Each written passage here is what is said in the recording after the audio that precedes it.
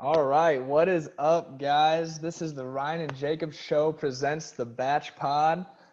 First episode. I'm Ryan, I'm Jacob. and we're just gonna dive into all the dirty details about The Bachelor. We're just two stupid dudes that have been watching this show for way too long and love clowning about it. We'll say the BachPod is sponsored by Twisted Tea, and that is definitely a lie. But maybe one day. Maybe one day. So, all right, Jacob, thoughts on episode one? Lot to unpack here. A lot to unpack. I think episode one ran pretty smooth. I didn't really read up on who the Bachelor was prior to watching this. So this is like the first episode was just like all new to me. I didn't know like they chose somebody who wasn't on the Bachelorette. So I thought Matt was a cool guy. I thought his family situation made him pretty vulnerable, and that's what he said to the girls that's what he wants to see in these girls is vulnerability. So that was pretty. Cool to see his side of his family. I think he's just a cool guy, good-looking guy, very muscular. Great looking dude. Great looking dude. And, I mean, there's some girls that did better than others, and we can maybe just go right into that. I think my way too early favorite that I really liked was Piper. She had one of those promos, I think the second or third promo of the show. I just thought she was really cool, very good-looking girl, and I hope she goes far. So that was kind of my way too early pick. First episode, first impressions. Who do you think? Who's your way too early pick, Ryan? All right, so I kind of have this is kind of a two-parter for me because my favorite first impression was easily MJ, just because of the fact this girl rolls up in a pizza car and walks around to get the pizza out, doors locked. I start dying. And she has to walk all the way around the car into the front door, unlock it, then walk back around, and then makes one of the cheesiest pickup lines that I have definitely used before in my life. I thought that was awesome. But admittedly, episode two kind of clouded my judgment, and my way too early favorite right now is definitely Sarah. I know she had some things go down at the end of episode two, which we'll get into later, but I like Sarah a lot. She seems really cool. So yeah, the first episode, we got to meet all the ladies. How about how nervous this dude was before all these girls started showing up? He had to take Chris in the back or in another room before the girls showed up and had to talk about, what it means to be the Bachelor. And I think everything led up to the last question he asked Chris was, he was the first Black Bachelor and how he should cope with that. I thought that was kind of like an awkward conversation between. I think it was all because of that last question. I don't know if you disagree or agree, but I think they needed to throw that in there somewhere. I think that's just kind of how they decided to do that. Yeah, just that they needed to address that. Yeah, because I mean, they talked about it kind of throughout the whole off season, I guess. So yeah, probably something that they had to have conversation about. I thought that was interesting. Definitely never seen a guy take more deep breaths than I saw that guy take in the first episode. Um, but it was unreal how nervous that guy was. But I feel like he handled it well in a certain way, but also like the way that this dude watched every single girl like walk into the house, like turned his whole body, stood in the pocket, and watched them all walk in while also making some like slick comments that there's no way they didn't hear him making as they're walking in the house. Like, what did you think about that? I think they do that every season. I think all the guys, so all the bachelors, I think, watch all the girls go up. I don't know about the Bachelorette. I don't think they do. But I think Peter did that. I don't think so, dude. And maybe, you know what? Maybe it was because they're in a completely different house, like that absurdly large mansion that they're in Right, this season. and then they could see like it's like a straight shot. I feel like maybe Peter's season there's like a curve going in like Yeah, through the door, so like you can only see her maybe like 10 steps, and then like she disappears because she's like behind the tree or bushes, and then she goes in. But this one, like it was like you go up 50 stairs and you're just watching her until at she gets least to the 50. top. And you know what? Maybe it wasn't so much that he turned and watched, but like I said, dude, the fact that he like made those comments as they're walking away in a full outside voice, like I was like, dude, they're literally right there. I know they're hearing that. Yeah. Do you remember who fell at the top of the steps? Somebody fell. I forgot who. I don't remember. I remember somebody falling because I was laughing pretty hard, but no, I don't remember who it was. I feel like maybe it was Mari. Maybe it was Mari because I feel like she like got out all confident. Maybe it wasn't Mari. I don't know. The girl got out all confident. Or maybe it was Victoria. Was it Victoria who fell? I don't know, but that's a great transition because there's absolutely no way we can get through any part of this without mentioning Queen Victoria. And I first want to point out the fact that through 2 episodes, they still have her profession listed as queen.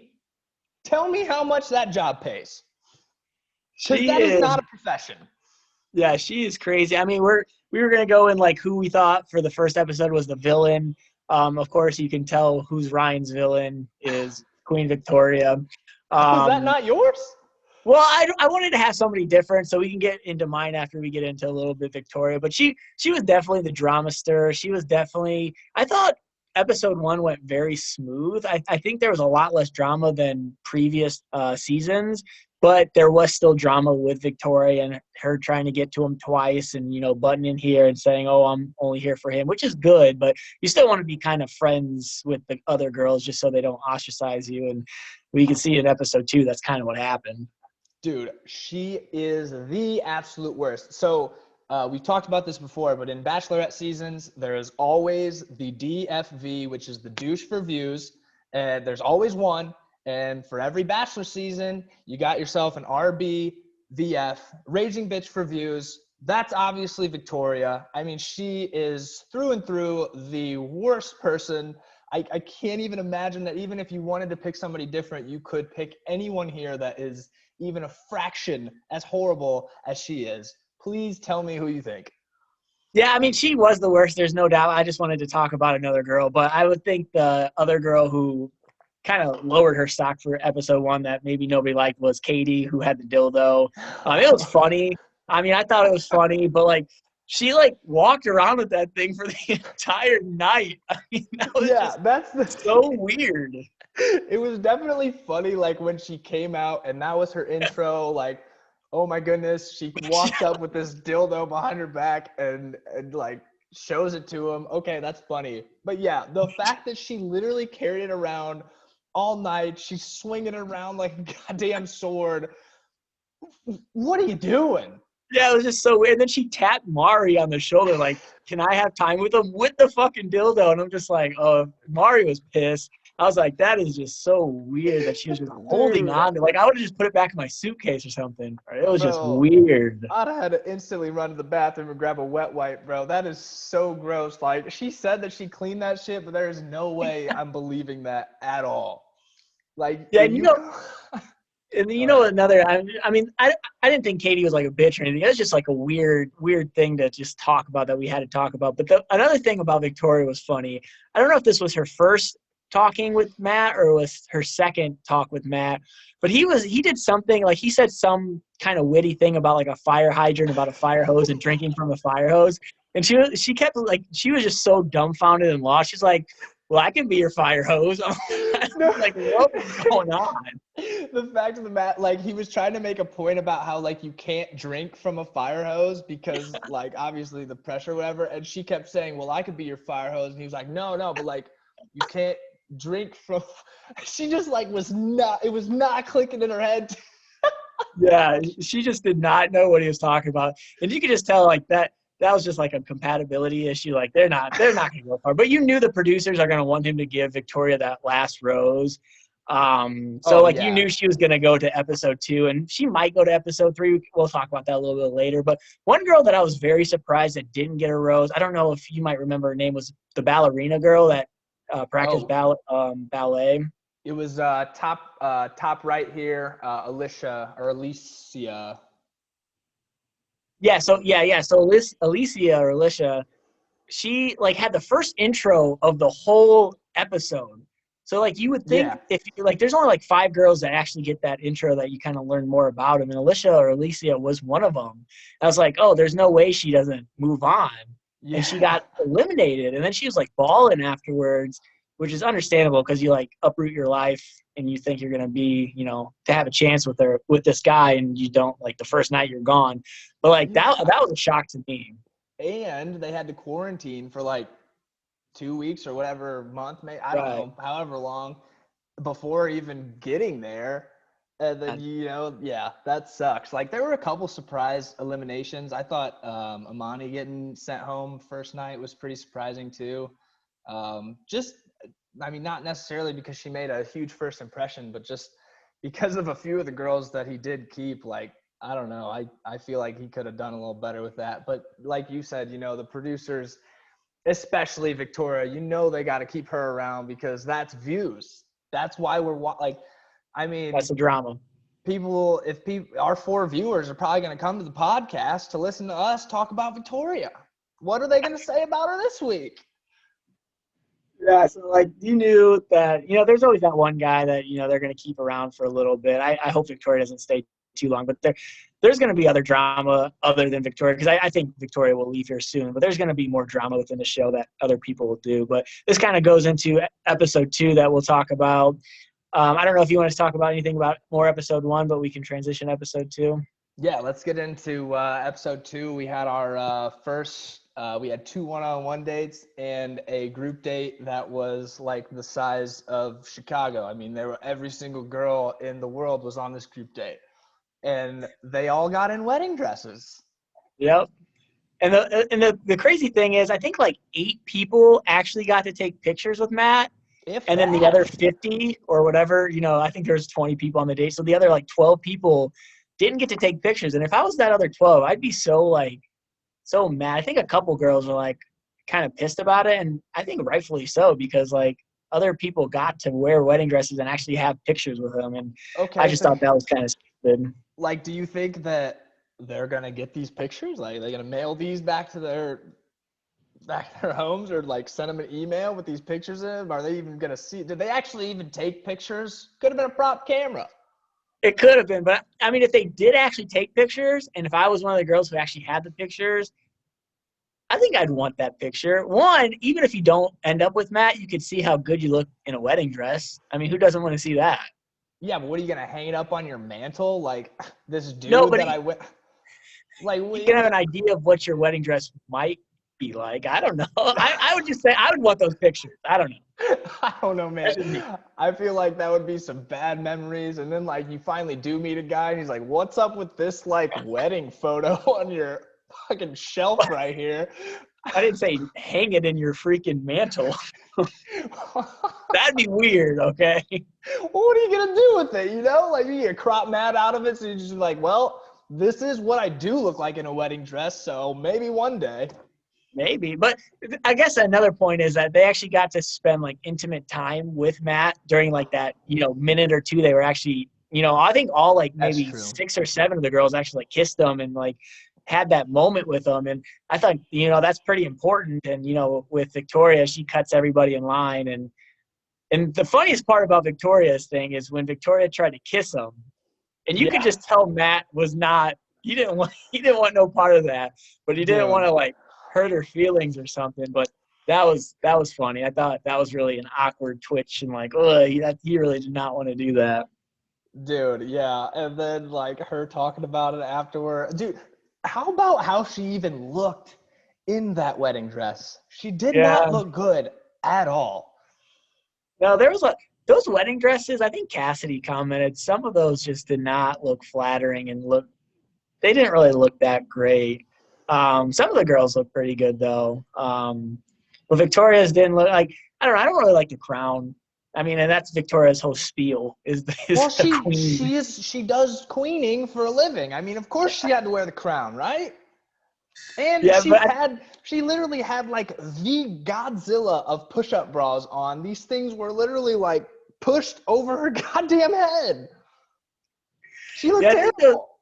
Those wedding dresses probably, because they knew that they were going to do that paint game or whatever the heck that game was, so they probably didn't go too expensive on the dresses, or at least the producers did. But yeah, that game was kind of weird too. Like, I didn't know the rules. Like, it seemed like freaking like Search and Destroy or something. was so weird. It was basically like a free for all. Like then there was like the paint. Like People were running. You get hit with the paint. Like, are you out? Are you just you in? I don't know. Like, tag. Yeah, like that was a really weird game. Yeah, it was very weird, and like they had to steal a heart, and then one of the team, one team won, and then another girl from the losing team came in with the winning team, and of course Victoria's team won. So, and one thing so they minimized the group date to I think 9 girls or 10 girls. So then he got like a smaller date with half of the group.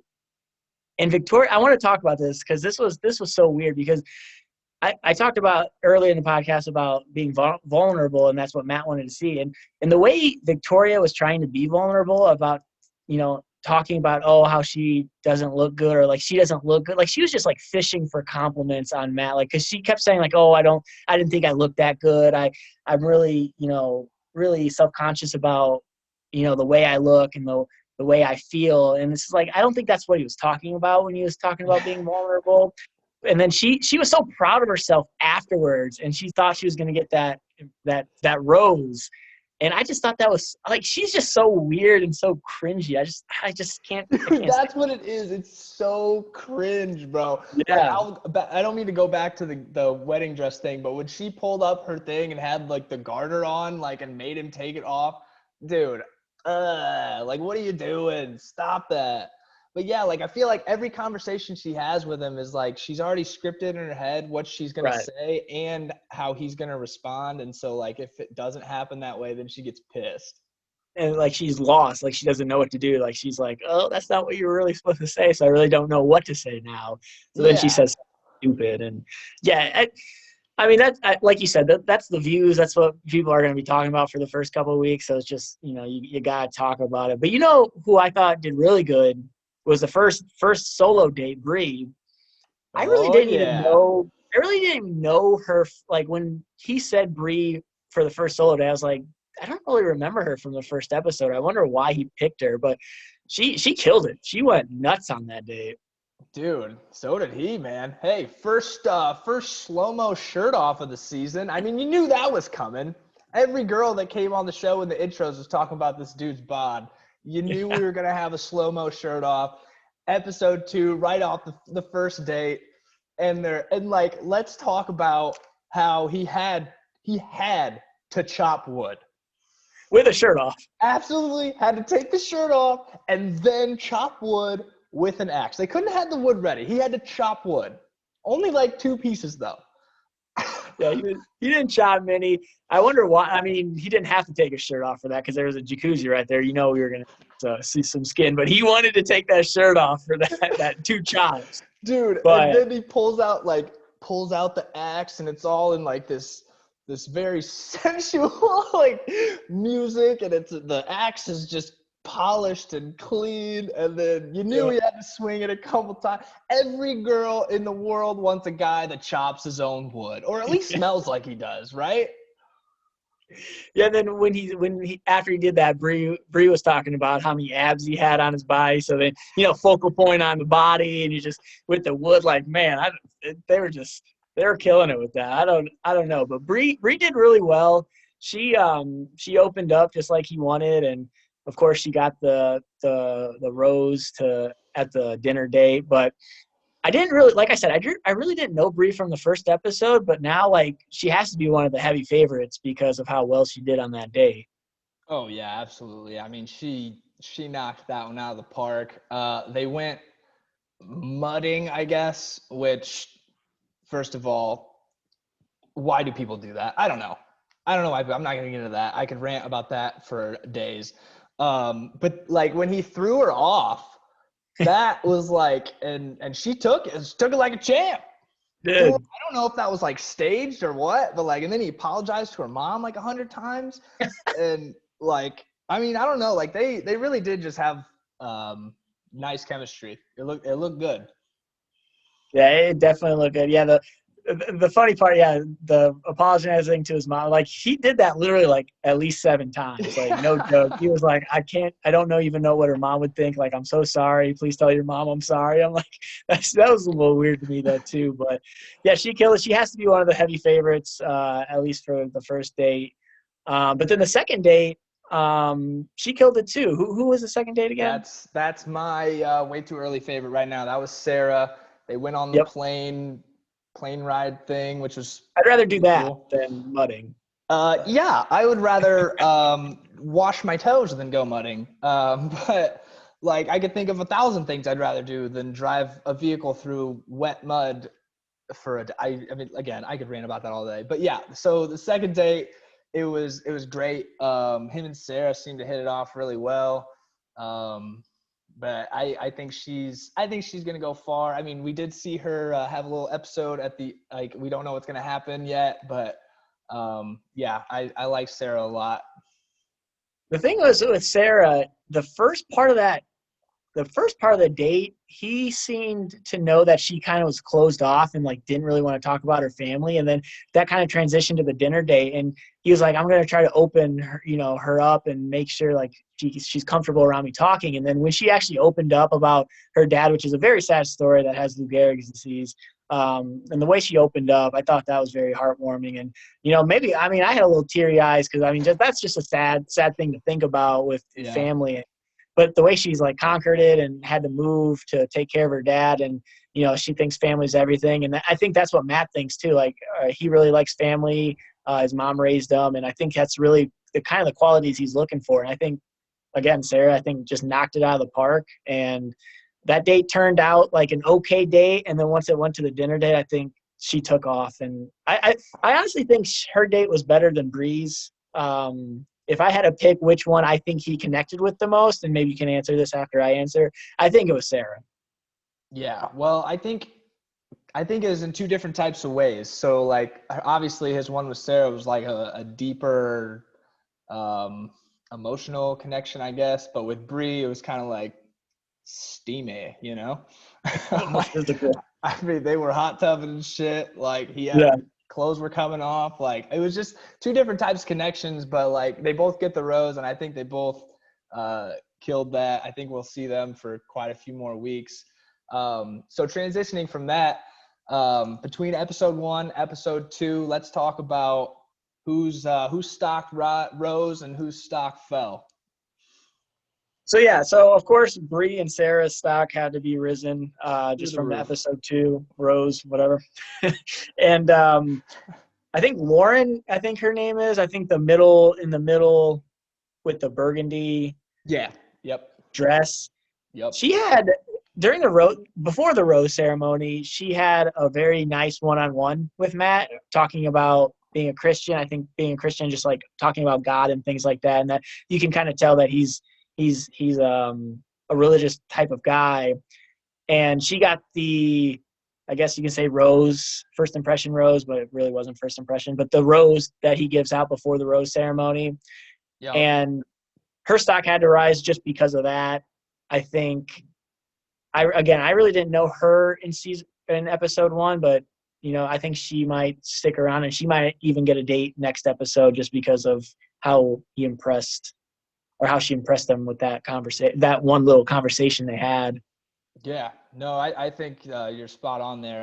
Outside of the solo dates, I think her stock probably rose the highest. Obviously, she got the rose. But who was I going to? Oh, so I was going to talk about somebody whose stock fell off dramatically, and that would be Marilyn's. Her little thing at the end with Victoria was really hype for me. I was getting hype watching that argument. But in Matt's eyes, I think Marilyn's stock dropped through the floor. Yeah, we don't even have to say, we all know Victoria's stock dropped too. But Marilyn, I think it's very unfair of how her stock is thing. I think she is a very cool girl. And even the conversation before this all happened with Matt, and how Matt was like, oh, just because she didn't have a date at all. She didn't go on the group date, and she did not have a solo date. So, and the fact that Matt gave her, I think it was whatever flower that was her favorite flower that She told him in Orchid. episode 1. Yeah, an orchid. The fact that he remembered that and gave her one and said, just because you weren't on a date doesn't mean I wasn't thinking about you during the date. And Yep. that, I mean, she was happy. I mean, I would be ecstatic if I was in her shoes. And the way that, her stock was going way up there. And the fact that it just plummeted just because of Victoria, again, I think it was just a drama. They needed something in that episode to make it drama.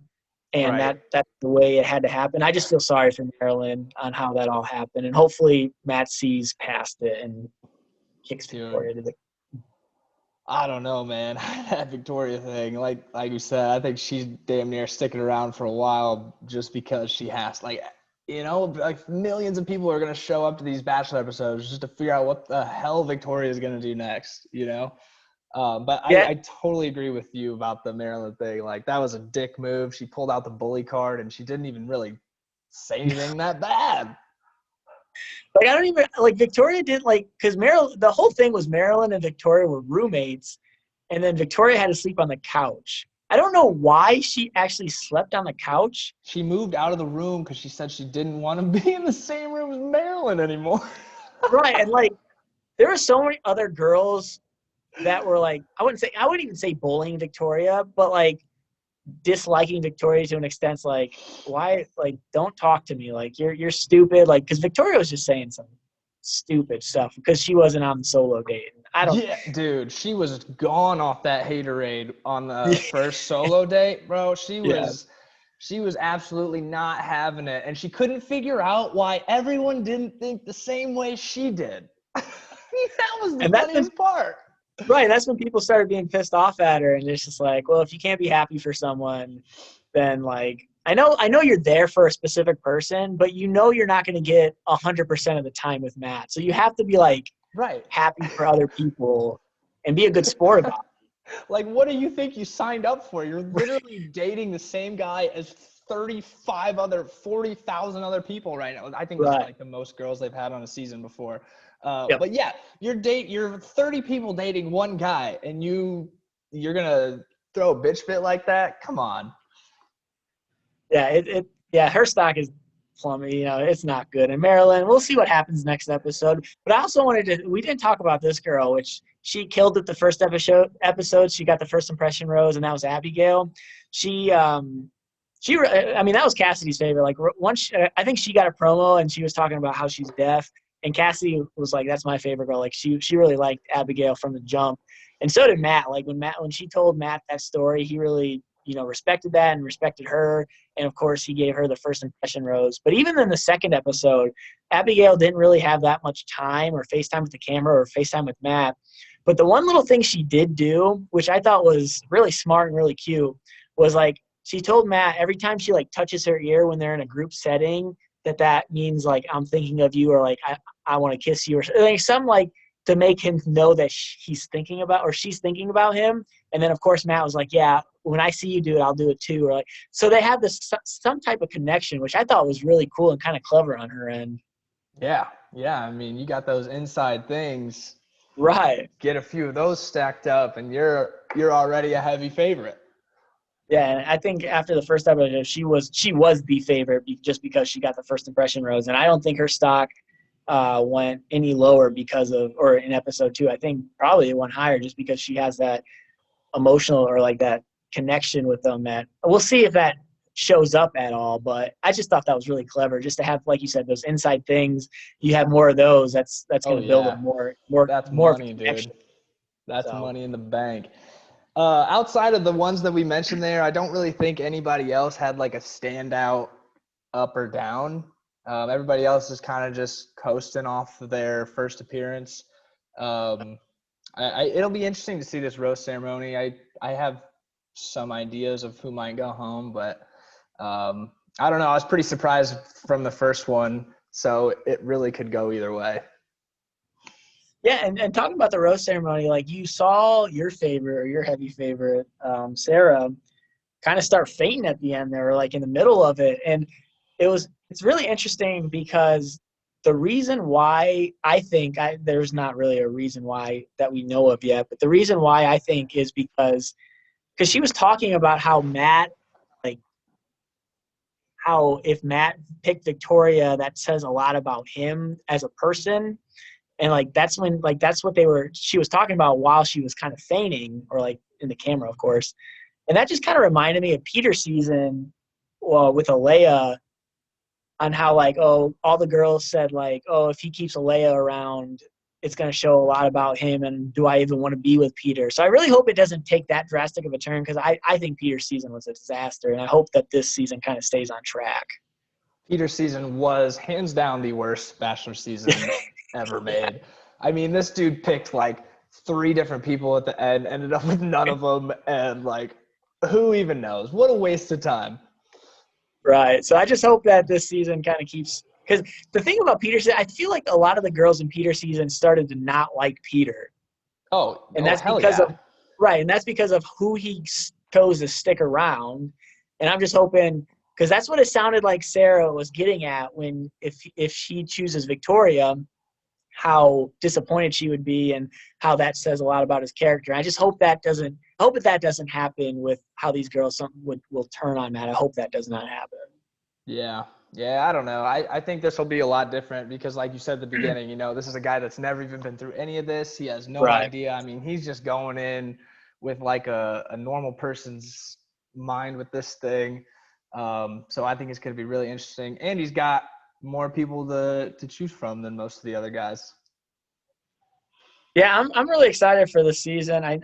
We don't get to watch it till Tuesdays because we have Hulu, so we don't have cable. So hopefully we'll be doing weekly podcasts on Wednesdays, try to get them out by Thursday morning, Thursday afternoons. But I'm really excited for this season. And I think the reason why I'm most excited is because like you just said, and like I've said, that he's never done this. The girl's never done this. It's kind of a new experience. And I tried not to watch the previews, but the little previews that I've seen, there's going to be a lot of him crying, which I thought was interesting. He's an emotional guy. He's an emotional guy. But I try not to watch previews because it tells too much of the story, because I feel like the previews just like tell the whole story without even watching it. So, but the little I've seen, he's crying a lot. He's a crier, man. I mean, get your tissues ready, because if he's crying, we're crying. You know what I'm saying? But like, speaking to the fact that he's never done this, I have to say I have absolutely no idea how this dude goes through a whole rose ceremony and nails every single name like the right way. I swear to God, if I was in there, I'd be saying names. I'd get to one, holding the rose, and I'd be like, Brittany, come on down. I'd be like looking over here, and she'd start walking from this way. I'd be like, oh shit, wait, you're Brittany? Because what's your name? Because you need to get back in line. I actually met her. And like, I have no idea how these dudes do this, and especially a guy that's never done this before. Even looking at this picture, it has all their names. I couldn't tell you all these girls' names. I have no idea how they do it. Yeah, it will be hard. It would be very hard to memorize 30 people, 30 girls. And the funny story is, right, and the funny story is one of the bachelors actually did what you just said. This was a long time ago. I don't know if anyone who's listening to this would know, but it was like season 8. It was very long ago. But the guy, Last Rose, said a girl's name, and it wasn't the girl he thought it was. So he had to take Chris Harrison back in the back, or like in the back. It's like, hey, Chris, I just made a mistake. I was thinking this girl was this girl. And like I didn't watch that season. I've seen on YouTube like the 10 most awkward Bachelor moments, and that was like number 2. And I thought that was just so funny. I thought that was relatable too, because I feel like a lot of people would do that. Yeah, dude. That would seriously just be the pinnacle of comedy for me to watch that go down, because that is exactly what I'm thinking every time they do that shit. Even when they cut it down to like 15, I still hardly know these girls' names. I have no idea how they do that. Like, looking at so many faces all the time. Yeah, it takes me a good like at least 3-4 episodes to start like knowing 80% of the girls, and there's still like that 20%'s like, who's that? Like, I don't even remember her. Like, what's her name again? You? Right. But usually once they start dwindling down, it gets a lot easier. But like you said, this was the most contestants they've had, so it's even harder for him than past bachelors. So I don't know. It'll be an interesting season. A lot of good girls, and hopefully he picks his future mate and he's happy. But we'll have to see all the drama that unfolds. That's why we watch it, dude. It's dramedy. It's absolute dramedy. All right. Well, we'll wrap up this. We wanted to combine episodes 1 and 2 just because the first episode was just a lot of, the intro stuff. So from here on now, we're gonna try and put one of these out, one per episode.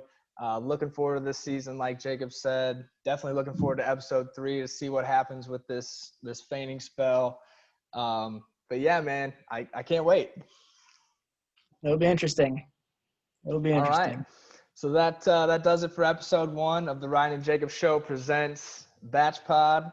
To all 4 of our viewers out there, we'll see you next week.